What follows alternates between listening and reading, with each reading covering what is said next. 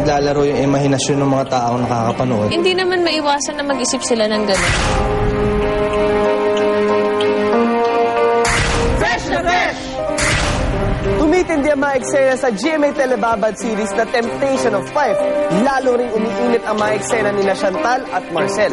Ang mga karakter na ginagampanan nila Marian Rivera at Dennis Trillo, paano nga ba nila hinahandle ang mga intimate scenes sa nasabing serye?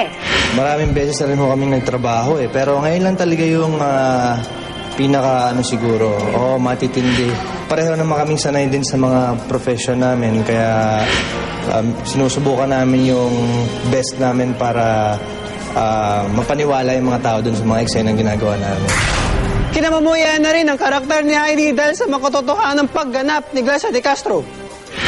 Oo nga Heidi, fried fish. Kasi yun yung palagi nilang naririnig kay Tia Madel. So parang tumatak na rin talaga sa kanila.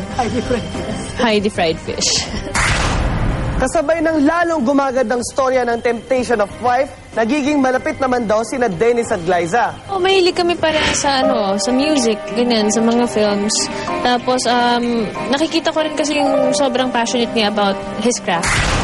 Marami naman ang nakapansin sa sweetness silang dalawa sa isang production number sa Party Pilipinas noong nakaraang linggo. Madalas nakapapanood lang kami gabi-gabi, nagdadramahan. So nakita nila kami kumakanta naman. Refreshing yun sa mga talagang fan ng show. Yun nga, since magkasama kami sa Temptation of Five, parang it would be nice na makita rin ng tao na kumakanta kami together.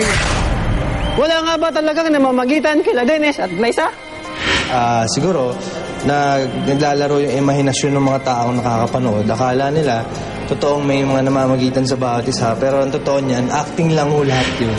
Naman maiwasan na mag-isip sila ng gano'n, pero steady lang kami Tropa-tropa. Pero posible bang ma-in-love sila sa isa't isa? Malayo.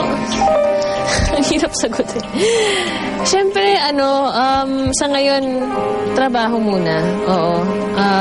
Ayoko namang sabihin na hindi mahirap ma-inlove sa kanya kasi alam mo yun, parang okay naman siya as a person diba? Pero sa ngayon, talaga trabaho muna. Wala, talagang seryoso kami sa mga trabaho namin at gusto namin pagandahin at mag-focus lang dun. Kaya yung mga love life sinasantabi lang muna natin.